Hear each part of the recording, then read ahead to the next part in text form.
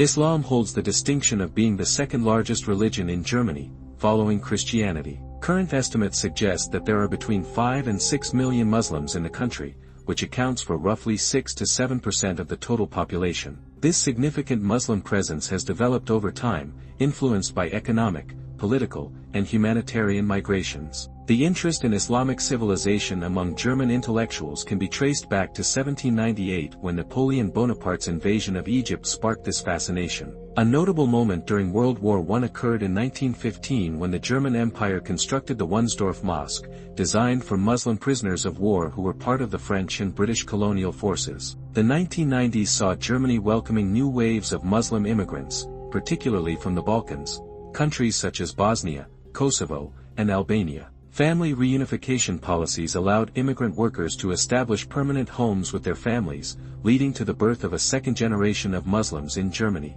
This generation began to integrate into German society while maintaining their cultural and religious traditions. During this time, the construction of mosques across Germany became more prevalent, reflecting the growing Muslim community. The onset of the Syrian crisis in the 2010s resulted in the arrival of over 1 million refugees, the majority of whom were Muslim. Concurrently, an increasing number of native Germans began exploring Islam, with estimates suggesting that between 100,000 and 150,000 ethnic Germans have converted to the faith.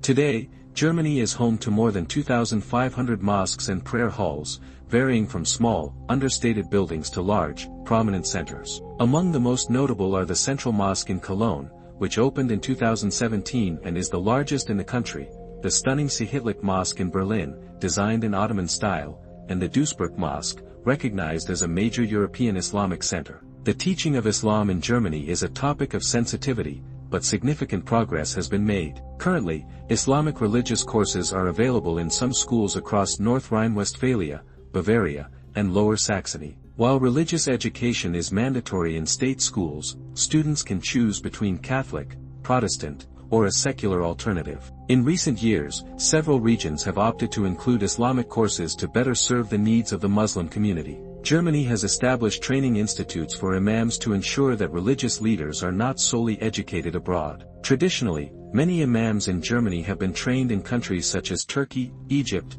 Saudi Arabia, or Morocco, which has led to several challenges. A significant number struggle with the German language, hindering their ability to integrate and connect with Muslim youth. Some bring with them more conservative interpretations of Islam that may clash with German values. Germany lacks oversight regarding the content taught in these international programs. To address these issues, Germany has created its own training centers for imams at University of Osnabrück, Lower Saxony, University of Tübingen, Baden-Württemberg, University of Münster, North Rhine-Westphalia. These institutes provide academic and theological instruction in German, equipping future imams to communicate effectively with young Muslims born in Germany, encourage an interpretation of Islam that aligns with democratic principles, mitigate the influence of foreign ideologies. Despite ongoing efforts towards integration, the presence of Islam in Germany continues to spark political and social discussions. The Islamic headscarf, hijab, remains a particularly contentious issue, especially regarding its use in public institutions, educational settings, and workplaces. While the German constitution, Grundgesetz, Article 4, protects religious freedom, various laws and court rulings have imposed restrictions on hijab wearing in specific contexts. As a federal state, Germany allows each regional state, to enact its own regulations concerning the hijab, resulting in a patchwork of differing rules across regions rather than a unified national policy. Currently, several Länder prohibit the hijab in certain public service roles, including Baden-Württemberg, Bavaria, Berlin, under the neutrality law. Hesse, North Rhine-Westphalia in Berlin, the neutrality law forbids civil servants from displaying any visible religious symbols. However, this regulation was relaxed following a court decision in 2020. In contrast, the wearing of the hijab by underage students in state schools is permitted in Germany, unlike in France. The German government asserts that students have the right to don a headscarf as long as they are not being pressured to do so. Nevertheless, certain political groups have proposed banning the hijab for girls under 14, the age at which they are considered capable of making their own religious choices. In higher education, Muslim female students have the freedom to wear the hijab. Nevertheless, they often encounter social and professional pressures, particularly in fields like law and medicine. The hijab is a contentious topic in the workplace, particularly in industries that involve direct customer interaction. Many large international companies in Germany embrace inclusive policies and permit the hijab. In contrast, some local businesses, especially within the banking, hotel, and retail sectors, may impose strict dress codes that enforce neutrality. This has led to numerous reports of discrimination, prompting legal complaints. Islam in Germany is currently grappling with two significant challenges: 1. The rise of Islamophobia and far-right movements.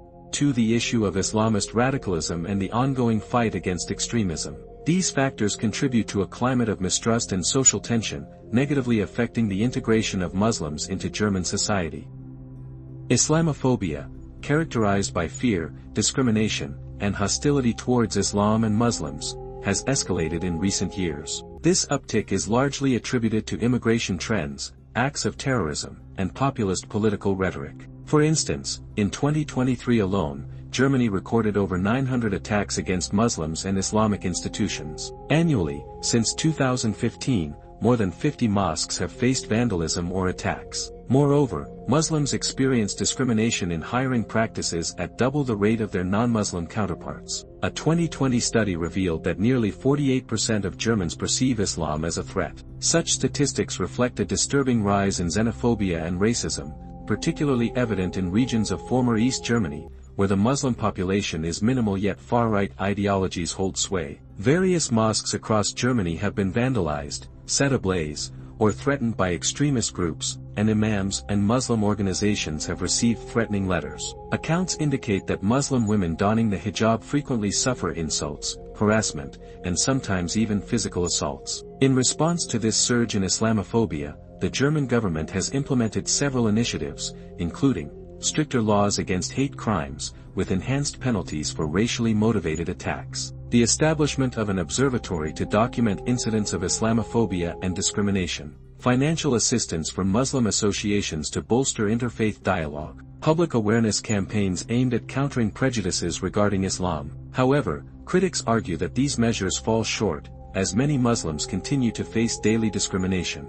The landscape of Islam in Germany is complex, characterized by notable demographic growth, political tensions, and ongoing debates about integration and security. As the Muslim community seeks to assimilate fully into society, it encounters numerous hurdles, including escalating Islamophobia, persistent discrimination, foreign influences, and the challenge of managing radicalism.